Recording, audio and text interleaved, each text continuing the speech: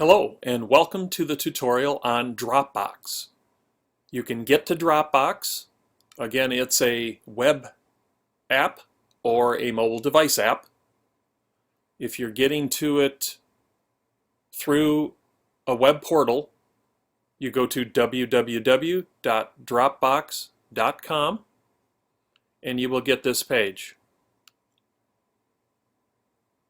You either need to sign in if you already have an account or sign up. In this case, if you need to sign up, that's all the information you need. First name, last name, email, password. I agree to the terms. Sign up. You're good to go.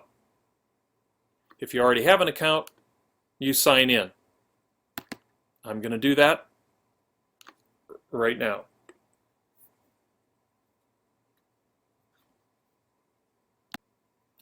And once you log into your account, generally you'll see this PDF that's about 2/3 of the way down here called Getting Started. And that would be about all that you'd normally have in there. There might be a public folder as well. This is my particular screen, and you're actually looking at some of the other things that I have in here.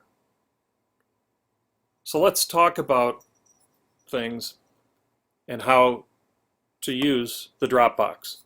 First, what is Dropbox? As mentioned in one of the previous videos, Dropbox is cloud-based virtual storage space.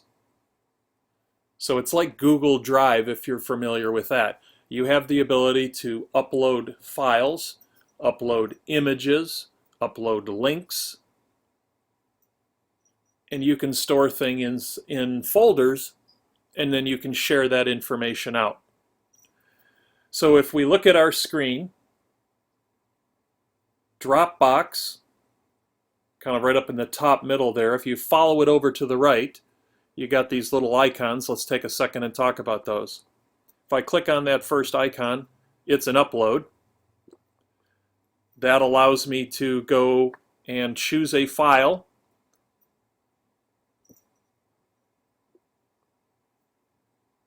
It can be an existing file. I can take a photo or video.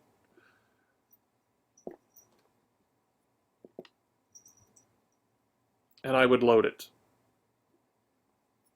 And it would show up in my list.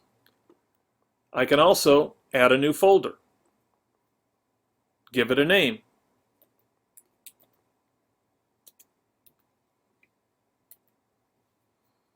And that folder, test 1, has now been created. If you wanted to get it to any of these folders to see if there's anything in there, you would go and click into that folder. There's nothing in there now. Then the folder to the right of the folder with the plus mark on it, where we added the folder, guys, kind of like a little rainbow in there. You click on there, that's share. Share the folder. Dropbox needs to verify my email address. Once you go to the email account that you have established your Dropbox account with, there will be an email there for you to click on a box to verify your email address. Once your email address has been verified, you will see this screen.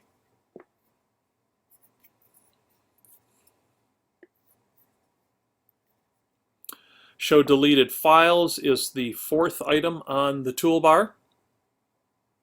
Let's talk about some other items in here.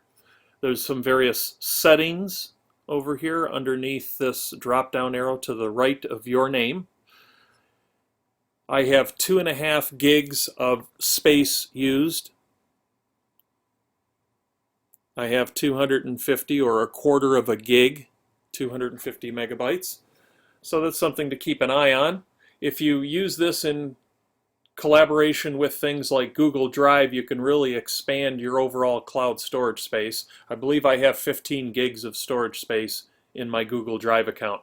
If you're interested in how Google Drive works and the things that you can do with Google Drive, I don't have video tutorials inside the apps folder, but there is a video tutorial folder and there's a Google folder, and inside that folder I have 4 videos on using Google Drive, so don't forget to check that out. The left toolbar, we have our photos. So if you had any photos stored in here, I have some stored in here.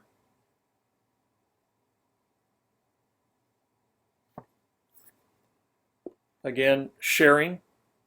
This allows you to share a folder with others. So if you're working on a collaborative project, you can create a link to any file. There's some other items down here. Get Started is kind of nice.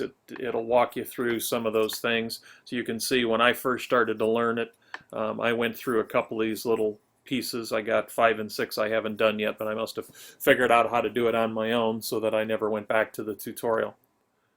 Oh, that must be how I got, because I think normally you started with 2 gigs, and I think if you do some of these extra tutorial pieces and or refer a friend or something like that, you can get it bumped up. So I earned an extra quarter of a gig of space by doing some of these things. So sometimes they send you some of those little bonuses, which are kind of nice. But overall, pretty easy to do. And remember, the reason why we're utilizing Dropbox is if you're going to work on a corporate device, one of these Baker College tablets, once you log off of those and you shut them off, anything you did on them is gone. They reset for the next user.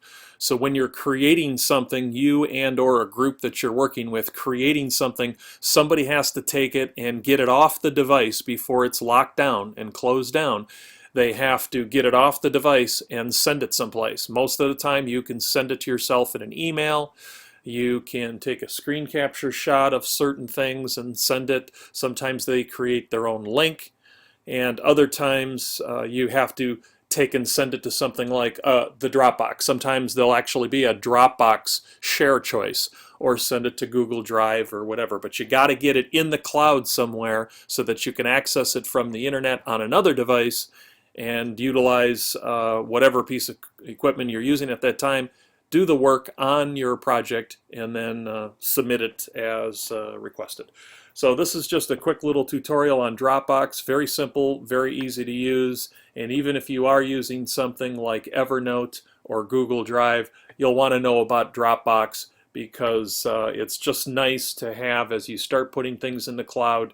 Eventually you might run into space issues, and there's a lot of free ways to have various amounts of space. In all of these particular products, in Google and in Dropbox, you can buy extra storage space, but understand that's an annual cost. So as you buy that extra space, you have to be willing to make the commitment, if you're going to keep your items there, to make that type of additional purchase every year in order to get that extra space. And there's nothing to say that over time that price isn't going to go up. So that's all you need to know in order to get access to Dropbox and utilize Dropbox for cloud storage of all of the items and all of the things that you're going to do on your mobile devices. Thanks.